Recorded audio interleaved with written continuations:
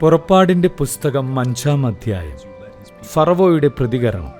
മോശയും അഹറോനും ഫറവോയുടെ മുൻപിൽ ചെന്ന് പറഞ്ഞു, ഇസ്രായേലിൻ്റെ ദൈവമായ കർത്താവ് കൽപ്പിക്കുന്നു, മരുഭൂമിയിൽ വന്ന് എൻ്റെ ബഹുമാനാർത്ഥം പൂജാ മഹോത്സവം ആഘോഷിക്കാൻ എൻ്റെ ജനത്തെ വിട്ടയക്കുക. അപ്പോൾ ഫറവോ ചോദിച്ചു, ആരാണ് ഈ കർത്താവ്? അവൻ്റെ വാക്കുകേട്ട് ഞാൻ എന്തിന് ഇസ്രായേൽക്കാരെ വിട്ടയക്കണം? ഞാൻ കർത്താവിനെ അറിയുന്നില്ല, ഇസ്രായേൽക്കാരെ വിട്ടയക്കുകയുമില്ല. അപ്പോൾ അവർ പറഞ്ഞു, ഹെബ്രായരുടെ ദൈവം ഞങ്ങളെ സന്ദർശിച്ചിരിക്കുന്നു.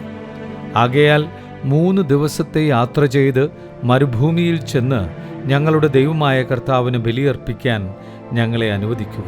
അല്ലാത്ത പക്ഷം അവിടുത്തെ മഹാമാരി കൊണ്ടോ വാൾ കൊണ്ടോ ഞങ്ങളെ ശിക്ഷിക്കും.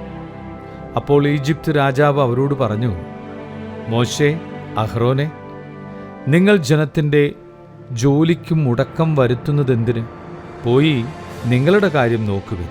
നാട്ടിൽ നിങ്ങളുടെ ജനം ഏറെയുണ്ട്, അവരുടെ ജോലിക്ക് നിങ്ങൾ മുടക്കം വരുത്തുകയോ? ഫറവോ അന്നു തന്നെ ജനത്തിൻ്റെ മേൽനോട്ടക്കാരോടും അവരുടെ മേലധികാരികളോടും കൽപ്പിച്ചു, ഇഷ്ടികയുണ്ടാക്കാൻ വേണ്ട വൈക്കോൽ മുൻപെന്ന പോലെ ഇനി ജനത്തിന് എത്തിച്ചു കൊടുക്കേണ്ട. അവർ തന്നെ പോയി ആവശ്യമുള്ള വൈക്കോൽ ശേഖരിക്കട്ടെ. എന്നാൽ ഇതുവരെ ഉണ്ടാക്കിയിരുന്ന അത്ര ഇഷ്ടികയുണ്ടാക്കാൻ അവരെ നിർബന്ധിക്കുകയും വേണം. അതിൽ കുറവ് വരരുത്. അവർ അലസന്മാരാണ്.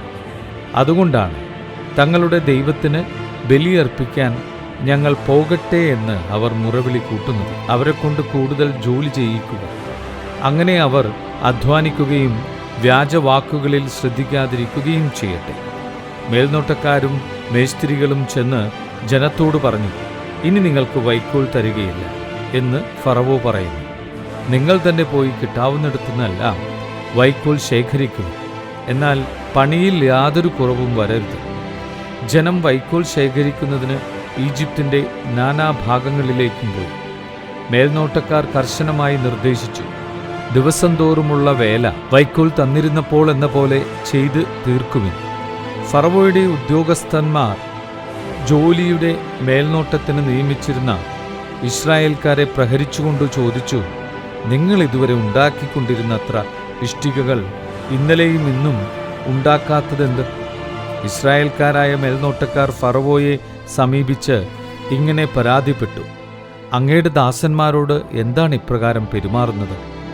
അങ്ങയുടെ ദാസന്മാർക്ക് അവർ വൈക്കോൽ തരുന്നില്ല, എങ്കിലും ഇഷ്ടികയുണ്ടാക്കുവിനെന്ന് അവർ കൽപ്പിക്കുന്നു. അങ്ങയുടെ ദാസന്മാരെ പ്രഹരിക്കുന്നു, എന്നാൽ കുറ്റം അങ്ങയുടെ ജനത്തിൻ്റേതാണ്. ഫറവോ മറുപടി പറഞ്ഞു, നിങ്ങൾ അലസരാണ്. അതുകൊണ്ടാണ് കർത്താവിന് ബലിയർപ്പിക്കാൻ ഞങ്ങൾ പോകട്ടെ എന്ന് നിങ്ങൾ പറഞ്ഞുകൊണ്ടിരിക്കുന്നത്. പോയി ജോലി ചെയ്യുവിൻ. നിങ്ങൾക്ക് വൈക്കോൽ തരികയില്ല, എന്നാൽ ഇഷ്ടികയുടെ എണ്ണം കുറയുകയും അരുത്. അനുദിനമുണ്ടാക്കുന്ന ഇഷ്ടികയുടെ എണ്ണത്തിൽ കുറവ് വരാൻ പാടില്ലെന്ന് കേട്ടപ്പോൾ ഇസ്രായേൽക്കാരായ മേലാളന്മാർ ധർമ്മസങ്കടത്തിലായി. ഫറവോയുടെ അടുക്കൽ നിന്ന് മടങ്ങിയെത്തുമ്പോൾ മോശയും അഹറോനും തങ്ങളെ കാത്തുനിൽക്കുന്നത് അവർ കണ്ടു. അവർ മോശയോടും അഹറോനോടും പറഞ്ഞു, കർത്താവ് നിങ്ങളുടെ പ്രവൃത്തി കണ്ട് നിങ്ങളെ വിധിക്കട്ടെ. ഫറവോയുടെയും അവൻ്റെ സേവകരുടെയും മുൻപിൽ നിങ്ങൾ ഞങ്ങളെ അവജ്ഞാപാത്രങ്ങളാക്കി. ഞങ്ങളെ വധിക്കാൻ നിങ്ങൾ അവരുടെ കയ്യിൽ വാൾ കൊടുത്തിരിക്കുന്നു. അപ്പോൾ മോശ കർത്താവിനോട് പറഞ്ഞു, കർത്താവേ, അങ്ങ് എന്തിനാണ് ഈ ജനത്തോട് ഇത്ര ക്രൂരമായി പെരുമാറുന്നത്? എന്തിനാണ് അങ്ങ് എന്നെ ഇങ്ങോട്ട് അയച്ചത്? ഞാൻ അങ്ങയുടെ നാമത്തിൽ ഫറവോയോട് സംസാരിക്കാൻ വന്നതു മുതൽ അവൻ ഈ ജനത്തെ കഷ്ടപ്പെടുത്തുകയാണ്. അങ്ങ് അങ്ങയുടെ ജനത്തെ മോചിപ്പിക്കുന്നുമില്ല.